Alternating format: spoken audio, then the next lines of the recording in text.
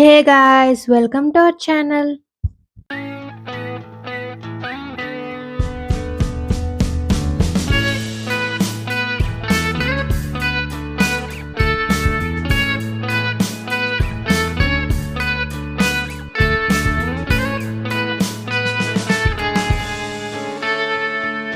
Hi అండి.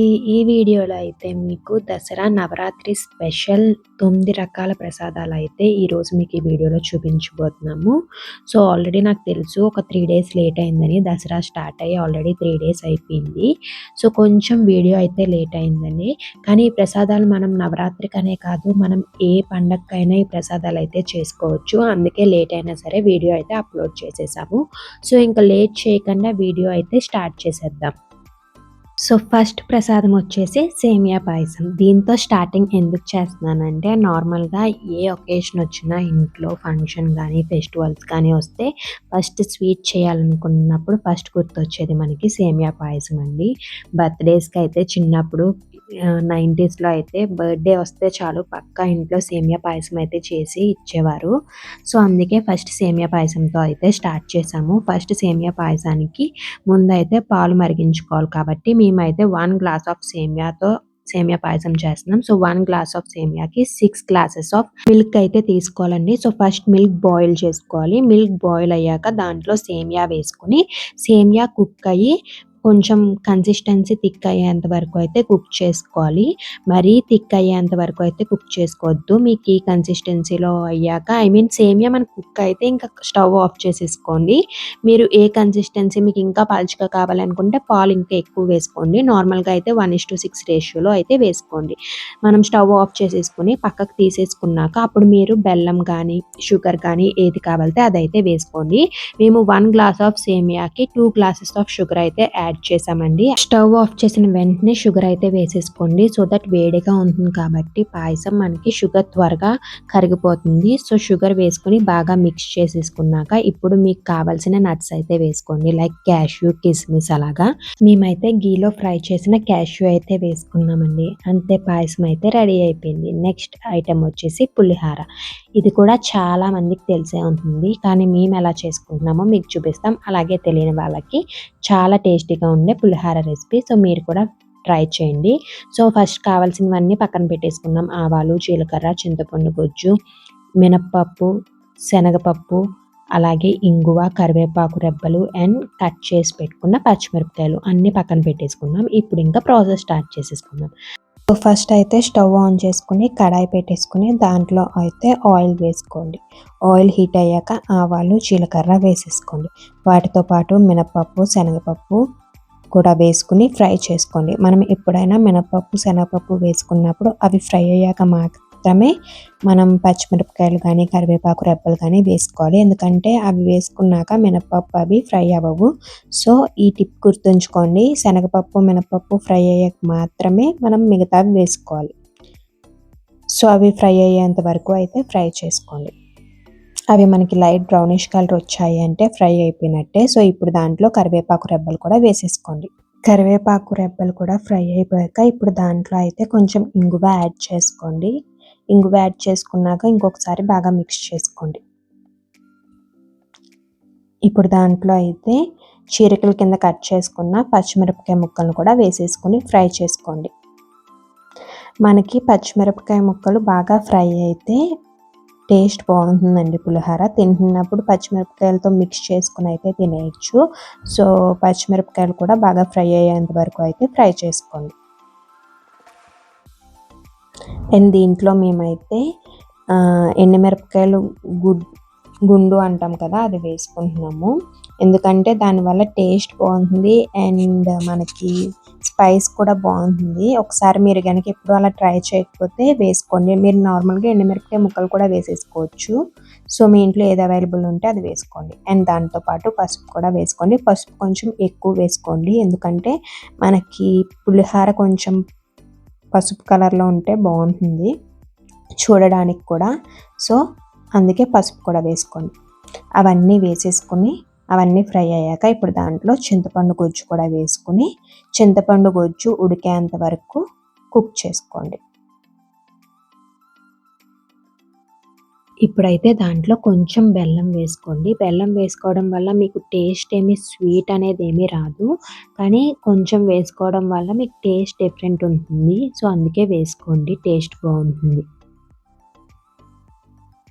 So, అన్నీ వేసేసుకున్నాక mix చేసుకొని మనకి కన్సిస్టెన్సీ కొంచెం థిక్ అవుతుందండి. అంటే మనకి చింతపండు ఉడికిందని అర్థం అనమాట. సో, మనం ఇప్పటిదాకా సాల్ట్ వేసుకోలేదు కాబట్టి సాల్ట్ కూడా తగినంత వేసేసుకొని మిక్స్ చేసుకొని కుక్ చేసుకోండి.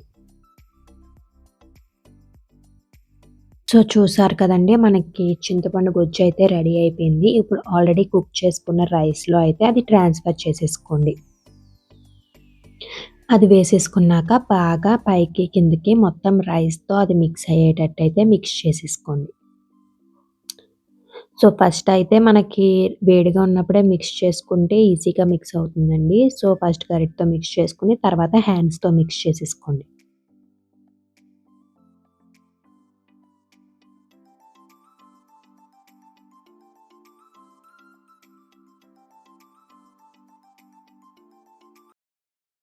బాగా మిక్స్ చేసుకుంటే పులిహోర అయితే రెడీ అయిపోయిందండి. కానీ దీంట్లో ఇంకొక ఐటెమ్ మనం వేయలేదు. చాలామంది గెస్ చేసే ఉంటారు. పీనట్స్ అండి. దీంట్లో మనకి పీనట్స్ వేసుకుంటే పల్లీలు చాలా టేస్ట్ ఉంటుంది పులిహోరలో. మేమైతే ఆల్రెడీ విడిగా ఫ్రై చేసేసి పెట్టేసుకున్నాము. పీనట్స్ అలాగే క్యాష్యూ. సో, అవి వేసేసుకుంటాం. మీరైతే మనం ఫస్ట్ ఫ్రై చేసుకున్నాం కదా! ఆవాలు, జీలకర్ర, మినపప్పు, శనగపప్పు అప్పుడే పీనట్స్ కూడా ఫ్రై చేసేసుకోండి. పీనట్స్ ఫస్ట్ ఫ్రై చేసుకొని, తర్వాత మినపప్పు, శనగపప్పు వేసుకొని అయితే ఫ్రై చేసుకోండి. లేదా ఇలాగ వేరేగా జీడిపప్పు అలాగే పీనట్స్ ఫ్రై చేసుకొని కూడా వేసుకోవచ్చు. మీకు ఎలా వీలుగా ఉంటే అలా వేసుకోండి. సో, సర్వింగ్ బౌల్‌లోకి తీసుకున్నాక మేమైతే పైన జీడిపప్పు అలాగే పీనట్స్‌తో గార్నిష్ చేసి రెడీ చేసేసుకున్నాం మా పులిహోర. సో, సెకండ్ ఐటెమ్ పులిహోర కూడా మనకి రెడీ అయిపోయింది.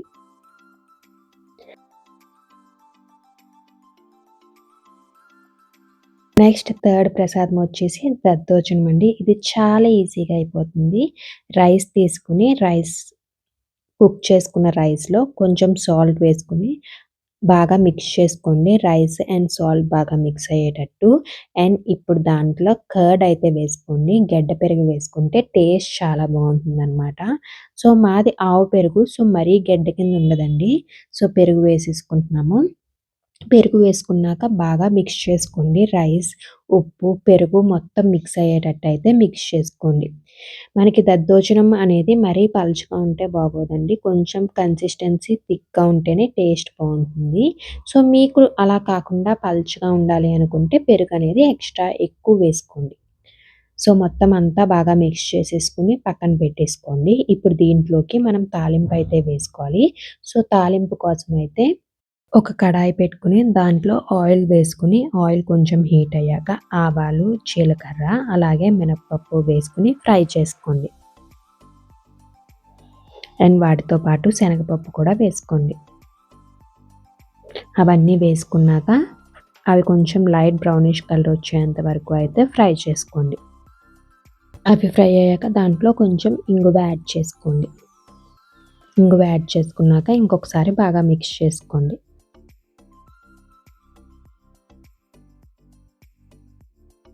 ఇప్పుడు దాంట్లో కొన్ని కరివేపాకు రెబ్బలను కూడా వేసుకొని ఫ్రై చేసుకోండి.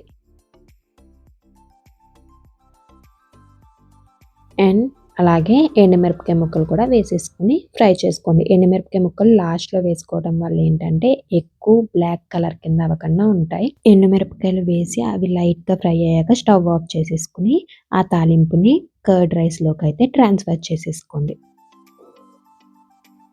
ఇప్పుడు మొత్తం మిక్స్ అయ్యేటట్టు తాలింపు దాంట్లో మిక్స్ అయ్యేటట్టు బాగా మిక్స్ చేసుకుంటే మనకి చాలా టేస్టీగా ఉండే, ఈజీగా అయిపోయే దద్దోజనం ప్రసాదం అయితే రెడీ అయిపోయింది.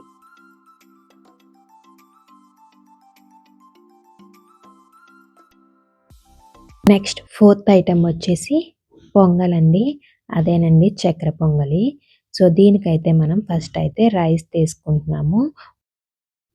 ఇది రైస్ వచ్చేసి నార్మల్ రైస్ కాదండి. కోటా రైస్ అనమాట. సో, కోటా రైస్‌తో మనం పొంగల్ చేసుకుంటే టేస్ట్ బావుంటుంది. అందుకే కోటా రైస్ తీసుకున్నాం.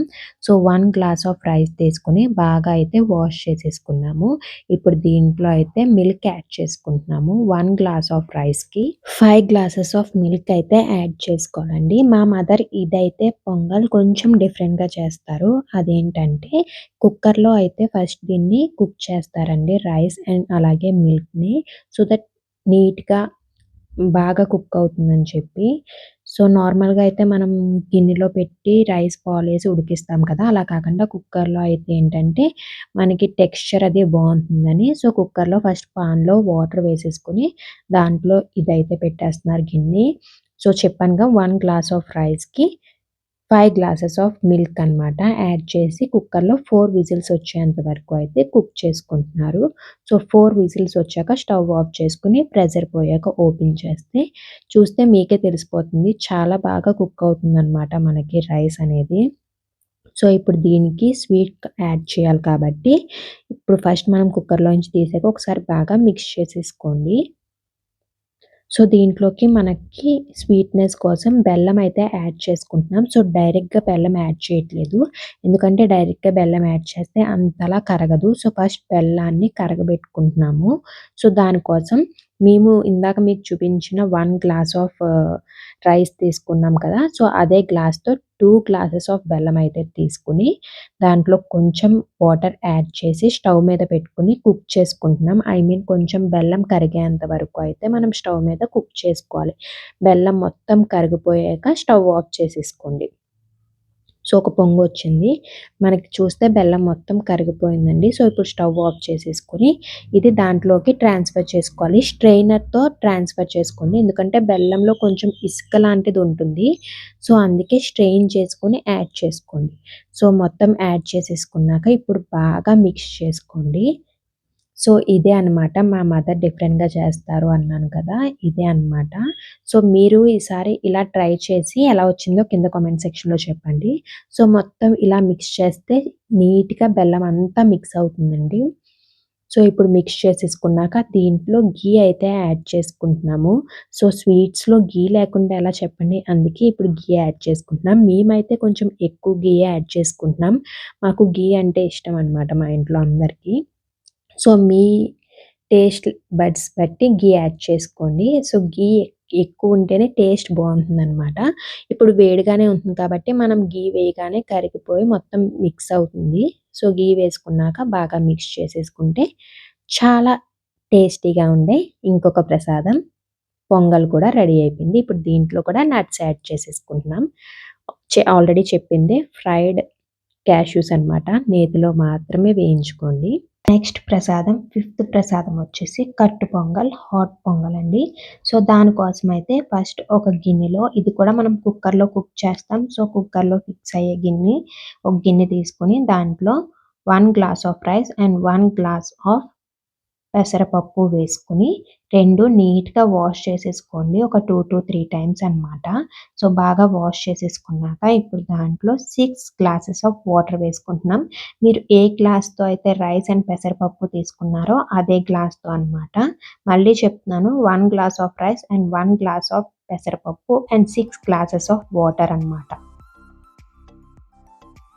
సో, ఇప్పుడైతే ఆ గిన్నెని పాన్‌లో పెట్టుకొని 5 విజిల్స్ వచ్చేంత వరకు అయితే కుక్ చేసుకోండి. సో, 5 విజిల్స్ వచ్చాక స్టవ్ ఆఫ్ చేసేసుకొని ప్రెషర్ మొత్తం పోయాక మాత్రమే కుక్కర్ లిడ్ అయితే ఓపెన్ చేయండి. సో, మాకైతే 5 విజిల్స్ వచ్చేసినాయండి. సో, ఓపెన్ చేస్తే మొత్తం అంతా కుక్ అయిపోయింది. రైస్ అలాగే దాల్ కూడా. సో, ఇప్పుడు ఒకసారి బయటికి తీసేసి ఒకసారి పైకి కిందకి బాగా మిక్స్ చేసుకోండి. ఇప్పుడు దాంట్లో అయితే మనం సాల్ట్ అయితే యాడ్ చేసుకుంటున్నాము. రుచికి తగినంత సాల్ట్ యాడ్ చేసుకొని అలాగే ఘీ కూడా యాడ్ చేసుకోండి. అవి 2 యాడ్ చేసుకున్నాక ఒకసారి బాగా మిక్స్ చేసుకోండి. సో దట్ సాల్ట్ అనేది బాగా మిక్స్ అయ్యేటట్టు. సో, మొత్తం మిక్స్ చేసేసుకున్నాక ఇప్పుడు దీంట్లోకి మనం తాలింపు అయితే వేసుకోవాలండి. సో, దానికోసం గిన్నెలో ఒక కడాయిలో ఆయిల్ వేసుకొని ఆయిల్ హీట్ అయ్యాక కొంచెం ఆవాలు అలాగే కొంచెం జీలకర్ర వేసుకోండి. మీరు కావాలంటే తాలింపు ఘీతో కూడా పెట్టుకోవచ్చు. మేము ఆల్రెడీ డైరెక్ట్ దాంట్లో ఘీ యాడ్ చేసాం కాబట్టి ఇంకా ఆయిల్‌తో అయితే పెట్టుకున్నాం. మీరు ఆ ఘీ అక్కడ యాడ్ చేయకుండా తాలింపు ఘీతో పెట్టుకోవచ్చు. సో, ఆవాలు, జీలకర్ర కొంచెం ఫ్రై అయ్యాక దాంట్లో మిరియాలు వేసుకున్నాం. అలాగే ఇంగువ, కరివేపాకు, పచ్చిమిరపకాయలు అన్నీ వేసుకొని అవి మొత్తం ఫ్రై అయ్యేంత వరకు అయితే ఫ్రై చేసుకోండి. సో, మొత్తం ఫ్రై అయిపోయాక ఇప్పుడైతే దాంట్లో లాస్ట్‌లో ఎండుమిరపకాయ ముక్కలు కూడా వేసుకొని అవి లైట్‌గా ఫ్రై అయ్యేంత వరకు ఫ్రై చేసుకొని స్టవ్ ఆఫ్ చేసేసుకోండి. ఇప్పుడు ఆ తాలింపుని పప్పు అన్నంలోకి ట్రాన్స్‌ఫర్ చేసేసుకోండి. అంతేనండి, మన ఫిఫ్త్ ప్రసాదం హాట్ పొంగల్ ఆర్ కట్టు పొంగల్ అయితే రెడీ అయిపోయింది. మీరు దీన్ని కట్టు పొంగల్ అంటారా? హాట్ పొంగల్ అంటారా? ఆర్ ఇంకేమన్నా అంటారా? కింద కామెంట్ సెక్షన్‌లో అయితే చెప్పండి. సో, తాలింపు యాడ్ చేసేసుకున్నాక పైకి కిందకి నీట్‌గా మిక్స్ చేసేసుకుంటే ప్రసాదం అయితే రెడీ అయిపోయినట్టే. సో, సర్వ్ చేసేసుకోండి. మేమైతే ఈ 9 వెరైటీస్ చూపిస్తున్నామండి. ఇవే చేసుకోవాలని ఏం లేదు. ఎక్కువగా అయితే ఇవే చేసుకుంటారని అయితే ఇవి చూపించాము. మీరు ఇవి కాకుండా ఇంకేం ప్రసాదాలు చేసుకుంటారు ఫెస్టివల్స్ టైంలో ఆర్ నవరాత్రి టైంలో కింద కామెంట్ చేయండి. సో, నెక్స్ట్ టైం మాకు కనుక ఆ రెసిపీస్ తెలిస్తే మేము కూడా నెక్స్ట్ టైం వీడియో అయితే పెడతాము. సో, హాట్ పొంగల్ కూడా రెడీ అయిపోయింది కాబట్టి ఇంకా మన సిక్స్త్ ప్రసాదం ఏంటో చూసేద్దాం. సిక్స్త్ ప్రసాదం వచ్చేసి గారెలండి. సో, గారెలు ఎలా చేసుకోవాలి అంటే ఫస్ట్ అయితే ఓవర్ నైట్ మినప్పప్పు నానబెట్టుకోవాలండి. నీట్‌గా వాష్ చేసేసుకొని మేమైతే పొట్టు మినపప్పు తీసుకున్నాం. మీరైతే నార్మల్ మినపప్పు కూడా తీసుకోవచ్చు. సో, నైట్ నీట్‌గా పప్పుని 2-3 టైమ్స్ వాష్ చేసి అవి మునిగేంత వరకు వాటర్ అయితే యాడ్ చేసుకొని నైట్ అంతా సోక్ చేసుకోండి. సో, మార్నింగ్‌కి మనం పిండి అయితే రెడీ చేసుకోవాలి. ఇది అందరికీ తెలిసిందే కాబట్టి ఇంక నేను అదంతా ఏం చూపించలేదండి.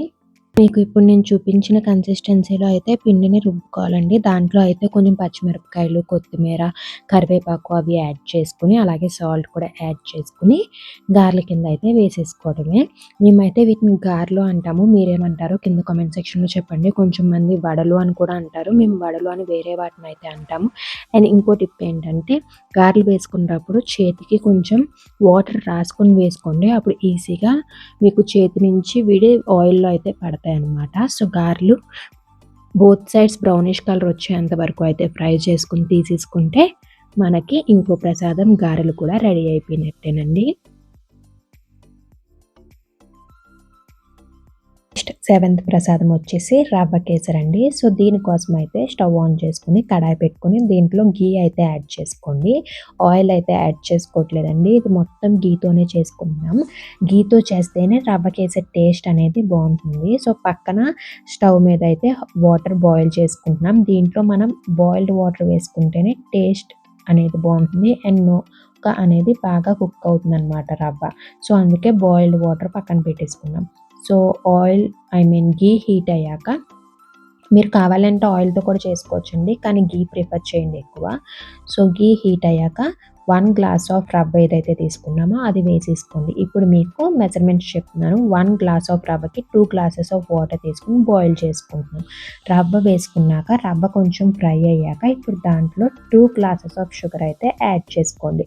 సో, 1 గ్లాస్ ఆఫ్ రవ్వకి 2 glasses of water and 2 glasses of sugar అయితే యాడ్ చేసుకోండి. సో, మనం రవ్వ అనేది కొంచెం ఫ్రై అయితేనే బాగుంటుంది. సో, రవ్వ ఫ్రై అయ్యాక మాత్రమే మనం పంచదార అనేది వేసుకోవాలండి. సో, పంచదార వేసుకొని ఒకసారి మిక్స్ చేసుకున్నాక బాయిల్డ్ వాటర్ కూడా వేసేసుకోండి. వేసుకున్నాక బాగా మిక్స్ చేసుకొని అలా మిక్స్ చేసుకుంటూనే కుక్ చేసుకోవాలన్నమాట. అది మనకి దగ్గరికి వస్తుందండి కన్సిస్టెన్సీ అండ్ నూక అనేది కుక్ అవుతుంది. సో, మీకు తెలుస్తుంది. సో, మిక్స్ చేసుకుంటూ ఉండండి మధ్య మధ్యలో. సో, అడుగంటకుండా ఉంటుందన్నమాట. సో, దగ్గరగా కన్సిస్టెన్సీ వచ్చింది అంటే మనకి ప్రసాదం అయితే రెడీ అయిపోయినట్టేనండి. సో, చూస్తున్నారు కదా కొంచెం కొంచెం థిక్‌నెస్ అయితే పెరుగుతుంది. సో, ఈ ప్రసాదం కూడా మనకి వేడిగా ఉన్నప్పుడు కొంచెం కన్సిస్టెన్సీ పల్చగా ఉన్నట్టు ఉంటుంది. కొంచెం చల్లారితే ఇంకా దగ్గరకొచ్చేస్తుందండి. సో, మరీ దగ్గరకొచ్చేంత వరకు అయితే ఉంచుకోవద్దు. ఈ విధంగా ఈ కన్సిస్టెన్సీ వచ్చాక స్టవ్ ఆఫ్ చేసేసుకొని నట్స్ యాడ్ చేసేసుకోండి. మేమైతే ఫ్రైడ్ క్యాష్యూస్ అయితే వేసుకుంటున్నాము. సో మీరు కావాలంటే కిస్మిస్ అది కూడా యాడ్ చేసుకోవచ్చు. క్యాష్యూ వేసుకున్నాక మిక్స్ చేసేసుకుంటే మనకి ప్రసాదం రెడీ. సో నెక్స్ట్ ప్రసాదం, 8th ప్రసాదం ఏంటంటే కాదంబం అండి. దీన్ని మీరేమంటారో కింద కామెంట్ చేయండి. దీనికోసం అయితే ఫస్ట్ వెజిటేబుల్స్ కుక్ చేసుకోవాలి. మేమైతే ఆనపకాయ, క్యారెట్ అలాగే టమాటో అయితే తీసుకుని ఫస్ట్ అయితే కుక్కర్లో వేసేసుకుని కుక్ చేసుకుంటున్నామండి. అలాగే పచ్చిమిరపకాయలు కూడా యాడ్ చేసుకుంటున్నాం. దీంట్లో చీరికల కింద కట్ చేసేసుకుని అయితే యాడ్ చేసుకుంటున్నాం. సో వెజిటేబుల్స్ మీరు ఏది కావాలితే అది యాడ్ చేసుకోవచ్చండి. మీ ప్రిఫరెన్సెస్ బట్టి యాడ్ చేసుకోండి. అవి యాడ్ చేసుకున్నాక దాంట్లో కొంచెం పసుపు కూడా యాడ్ చేసుకుని ఒక చిన్న గ్లాస్ వాటర్ కూడా యాడ్ చేసుకోండి. మనకి ఆనపకాయ నుంచి వాటర్ వస్తుంది. సో ఒక చిన్న గ్లాస్ వాటర్ యాడ్ చేసుకుంటే సరిపోతుంది. 2 విజిల్స్ వచ్చేంత వరకు అయితే కుక్ చేసుకోండి. అండ్ ఇంకో స్టవ్ మీద రైస్ అండ్ పప్పు కూడా మనం కుక్ చేసుకోవాలి. సో దానికోసం అయితే 1 గ్లాస్ ఆఫ్ రైస్ అండ్ అదే గ్లాస్తో 3/4 గ్లాస్ ఆఫ్ కందిపప్పు వేసుకుని కుక్కర్లో నీట్గా 2 to 3 టైమ్స్ అయితే వాష్ చేసేసుకోండి. మేము ఈ ఐటెంకి కూడా కోటా వేమే యూజ్ చేసాము. సో నీట్గా వాష్ చేసేసుకున్నాక మనం ఏ గ్లాస్తో అయితే పప్పు అండ్ అలాగే రైస్ యాడ్ చేసుకున్నామో అదే గ్లాస్తో 6 గ్లాసెస్ ఆఫ్ వాటర్ అయితే యాడ్ చేసుకుంటున్నామండి. సో వాటర్ యాడ్ చేసుకున్నాక కొంచెం పసుపు కూడా వేసుకుని కుక్కర్ లిడ్ క్లోజ్ చేసేసి 4 విజిల్స్ వచ్చేంత వరకు అయితే కుక్ చేసుకోండి.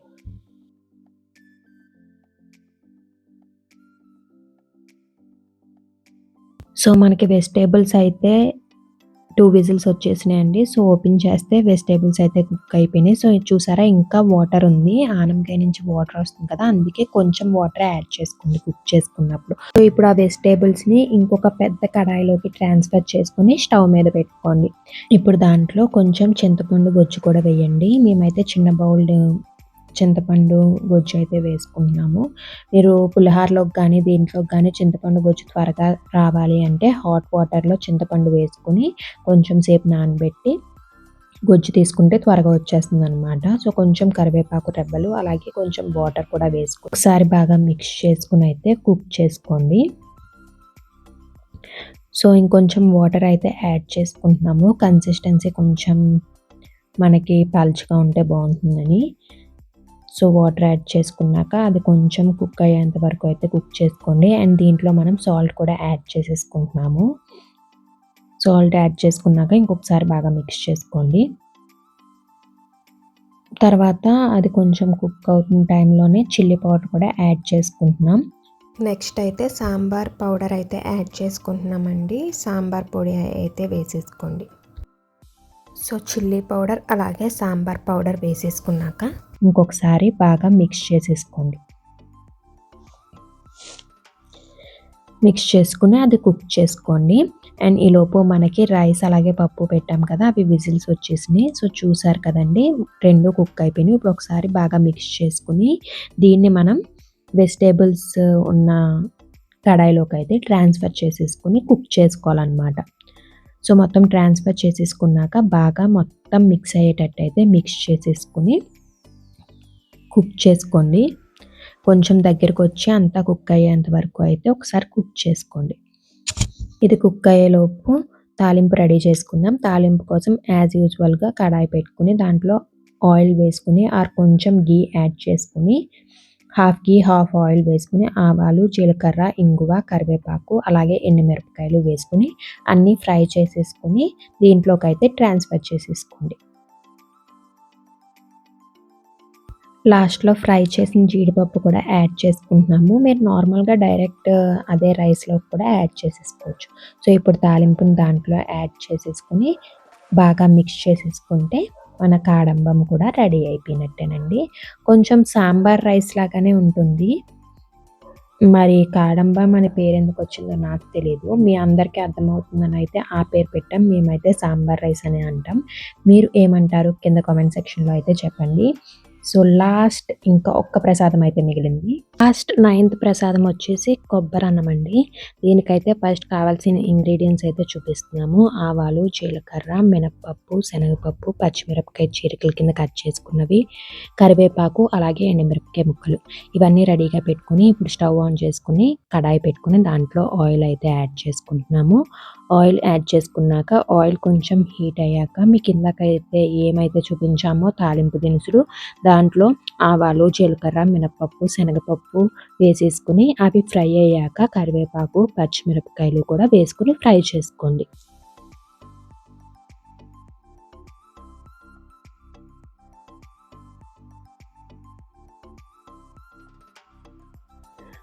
పప్పులన్నీ ఫ్రై అయ్యాక ఇప్పుడు దాంట్లో పచ్చిమిరపకాయలు అలాగే ఎండుమిరపకాయలు కూడా వేసేసుకొని ఫ్రై చేసుకోండి. అవి కూడా ఫ్రై అయ్యాక ఇప్పుడు దీంట్లో మనమైతే కొబ్బరి కూర వేసుకుంటున్నామండి. సో రెడీగా పెట్టుకోండి కొబ్బరి కూర ముందే రోల్లో అనుకుని ఆర్ మిక్సీ కుదిరితే మిక్సీలో మీ ఇష్టం. మేమైతే కొబ్బరి కూర చేసేది ఉంటుంది కదా దాంతో అయితే చేసుకుంటామండి. సో కొబ్బరి కూర కూడా వేసేసుకోండి. పచ్చిమిరపకాయలు ఫ్రై అయ్యాక వేసుకోండి కొబ్బరి కూర. సో కొబ్బరి కూర వేసుకున్నాక ఒకసారి బాగా మిక్స్ చేసుకుని అది కూడా కొంచెం ఫ్రై అయ్యేంత వరకు అయితే ఫ్రై చేసుకోండి. పచ్చివాసన కొంచెం పోయేంత వరకు. కొబ్బరి కూడా ఫ్రై అయ్యాక ఇప్పుడు దాంట్లో ఆల్రెడీ కుక్ చేసి పెట్టుకున్న రైస్ అయితే వేసేసుకోండి. రైస్ వేసుకున్నాక ఒకసారి బాగా మిక్స్ చేసుకోండి అండ్ తగినంత సాల్ట్ కూడా ఇప్పుడే వేసేసుకొని మిక్స్ చేసుకోండి.